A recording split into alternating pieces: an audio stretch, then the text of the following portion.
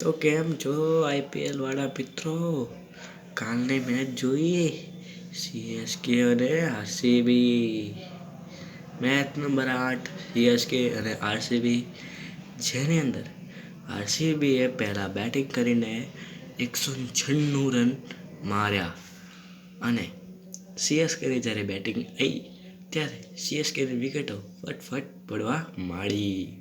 તો CSK 146 run માર્યા અને આ જ રીતે જે આરસીબી 50 રનથી આ મેચ જીતી ગઈ અને ઇતિહાસ બનાવી દીધો. 2008માં આરસીબી ચેપોકમાં જીતી હતી, ત્યારે 2025માં રજત પાટીદારની કેપ્ટન્સીમાં આરસીબી જીતી ગઈ છે. તો કોંગ્રેચ્યુલેશન ફોર આરસીબી ફેન્સ. તો આપણે આજે આની થોડું ડિટેલમાં જોઈશું. તો જોઈએ તો આરસીબીની અંદર સારા જે બેટ્સમેન છે એ લોકોએ કાલ કેવું પરફોર્મન્સ કર્યું છે તો એના વિશે આપણે જોઈશું. તો વિરાટ કોહલી અને ફિલ શોર્ટ ઓપનિંગ પર આવેલા હતા. તો ફિલ શોર્ટ તો આવીને તરત જ જોડતો હતો ધમધમાટ. તો ફિલ શોર્ટે 16 બોલમાં 32 રન માર્યા હતા અને વિરાટ કોહલી સેકન્ડ હેન્ડ પર શાંતિથી બેઠો હતો, ત્યારે એણે 30 બોલમાં 31 રન ટપકાર્યા હતા. ત્યારબાદ ફિલ શોર્ટની જે અધૂરી પારી હતી એને પૂરી કરવા દેવદત્ત પડીકલ આવેલા. તો એમણે 14 બોલમાં 27 રન માર્યા હતા. ત્યારબાદ આવેલા હતા રજત પાટીદાર. તો રજત પાટીદાર કેપ્ટન નોક ખેલી છે એમણે કાલે, કે 32 બોલમાં 51 રનની પારી એમણે કાલ રમી હતી. તો આવી રીતે હતી અને ફિનિશિંગમાં જ્યારે પથિરાના દ્વારા 2-3 વિકેટો લેવામાં આવી 17 અને 18મા ઓવરમાં, ત્યારે સેમ કરનના અંતિમ ઓવરમાં જે ટીમ ડેવિડે 3 બોલમાં 3 સિક્સ મારી હતી, ત્યાંથી આખું મેચ બદલાઈ ગઈ હતી. એટલે ટીમ ડેવિડે 8 બોલમાં 22 રન માર્યા હતા. તો હવે આપણે જોઈએ સીએસકેની બેટિંગ લાઇનઅપ કેવી હતી આવતી ગઈકાલે. તો જોઈએ તો રજત રવિન્દ્ર અને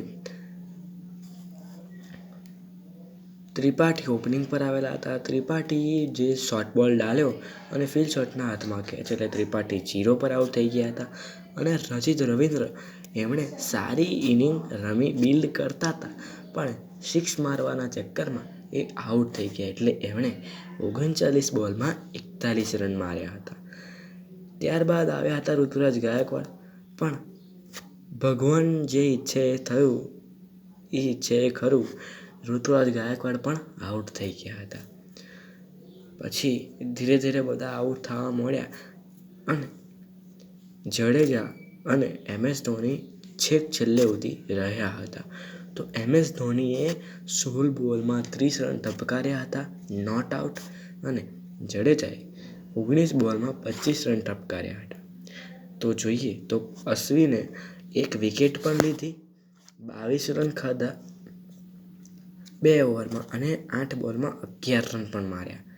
ત્યારબાદ આપણા સ્પિનરને ઢૂંઢનારો માણસ છે એ પણ કાલે થોડો ઇન્ફોર્મ લાગતો હતો, જે છે શિવમ દુબે. એણે 16 બોલમાં 19 રન લીધા.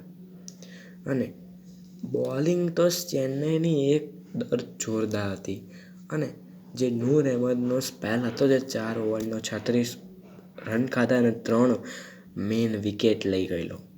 અને death over specialist Pathirana 4 over 36 run અને 2 વિકેટ. તો બીજી બાજુ આપણે આરસીબીની બોલિંગ લાઇનઅપ જોઈએ તો ભુવનેશ્વર કુમારે 3 ઓવરમાં 20 રન ખાધા અને 1 વિકેટ લીધી. યશ દયાલ, જેણે 2024માં MS ધોનીની વિકેટ લીધી હતી, તેણે 3 ઓવરમાં 18 રન અને 2 વિકેટ પણ લીધી. ત્યારબાદ જે આરસીબીના અને એક એવો પ્લેયર કે જે સીએસકેમાં પણ રમી ચૂક્યો છે, ઓસ્ટ્રેલિયન છે અને આરસીબીમાં અત્યારે રમી રહ્યો છે, તો જે છે જોશ હેઝલવુડ. તો જોશ હેઝલવુડે 4 ઓવરમાં 31 રન ખાધા અને મુખ્ય 3 વિકેટો લીધી. ત્યારબાદ લિયમ લિવનસ્ટને પણ 4 ઓવરમાં 28 રન લઈને 2 વિકેટ પણ લીધી હતી. તો આમ આ આખી જે મેચ થઈ હતી એ મેચના વિજેતા તરીકે આરસીબી છે, જે 50 રનથી આ મેચ જીતી ગયા છે અને ટેબલ ટોપર બની ગયા છે. આરસીબીના 4 પોઈન્ટ થઈ ગયા છે. મારી ફેવરેટ ટીમ તો સીએસકે છે. તો કોઈ વાત નહીં, 1-2 મેચ તો હારીએ તો થોડું આમ લાગે કે મેચ જો બધી જીતતા અને છેલ્લી હારી છીએ તો દુઃખ થાય. એના કરતાં શરૂઆતની 1-2 હારી 1-2 જીતીએ અને પછી જો ફાઇનલમાં જીતીએ તો એ પણ આપણા માટે સીએસકે ફેન માટે સારું છે. ગઈકાલે આરસીબીવાળાએ પણ ખૂબ સારું પરફોર્મન્સ આપ્યું, ચેન્નઈવાળાએ પણ ખૂબ સારું પરફોર્મન્સ આપ્યું. તો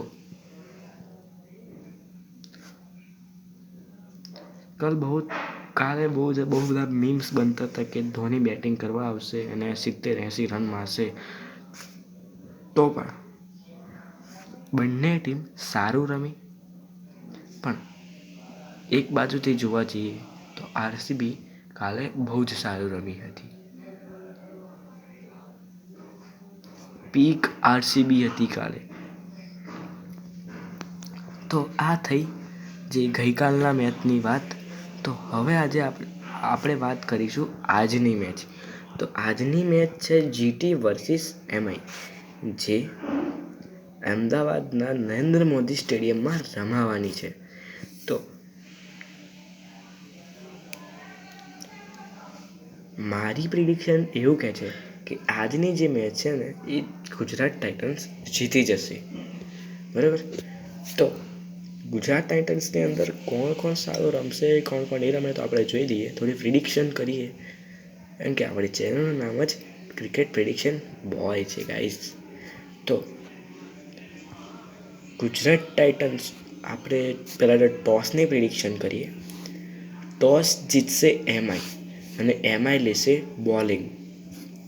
તો પહેલી બેટિંગ આવશે ગુજરાત ટાઇટન્સની, જ્યારે ઓપનિંગ કરતા સાઈ સુદર્શન અને શુભમન ગિલ બંનેમાંથી કોઈ પણ એકની 50 વાગશે. અને ત્યારબાદ આવવાના જોસ બટલર 15થી 25 રનની અંદર આઉટ થશે. ત્યારબાદ ફિનિશિંગ સારી થશે અને મારા હિસાબ મુજબ અમદાવાદની પિચ પર 210થી 220ની અંદર ટોટલ થશે આજની મેચ દરમિયાન. તો ત્યારબાદ જોઈએ એમઆઈની બોલિંગમાં, તો કે ટ્રેન્ટ બોલ્ટ અને દીપક ચહર બેમાંથી કોઈ પણ એકને 2 કે 3 વિકેટ મળી શકે છે. અને આજની મેચમાં સ્પિનર ખૂબ રન ખાવાની આવશ્યકતા છે. તો જોઈએ હવે એમઆઈની બેટિંગની ઓપનિંગમાં રોહિત શર્મા અને રિયાન રિકલ્ટન. તો રિયાન રિકલ્ટનની બેટિંગ આજે બહુ જોવા નહીં મળે, કારણ કે આઉટ થઈ જશે. પણ રોહિત શર્માની હાફ સેન્ચુરી તમને કદાચ જોવા મળી શકે છે. અને આજની મેચમાં તો હાર્દિક પંડ્યા પણ છે. તો આજની મેચ જીતશે જીટી, અને એ 5 કે 7 રનના ડિફરન્સથી જીતશે, કારણ કે હાર્દિક પંડ્યા અને એવા ફિનિશર છે એમની પાસે, તો એ લોકો એટલો સ્કોર આગળ સુધી લઈ જશે. પણ એન્ડિંગમાં એમને જે ડેથ ઓવર સ્પેશલિસ્ટ એમનામાં છે જીટીમાં મોહિત શર્મા, ઈશાંત શર્મા છે, કિશોર રબાડા છે, સિરાજ છે, આ લોકો છે. તો આ લોકોને પણ વિકેટ મળી શકે છે. તો આજની મેચ જે છે એ ગુજરાત ટાઇટન્સ જીતશે અને એ 5-7 રનના ડિફરન્સથી જીતવાની છે. તો હવે આપણે મળીએ, કાલની મેચની પ્રિડિક્શન કરીશું જીટી અને એમઆઈ. અને એને પછી જે મેચ છે એ સન્ડે છે. તો સન્ડે આપણે 2 મેચ હોય છે, તો એના વિશે આપણે ચર્ચા કરીશું. તો મળીએ બીજી વિડીયોમાં. ટાટા.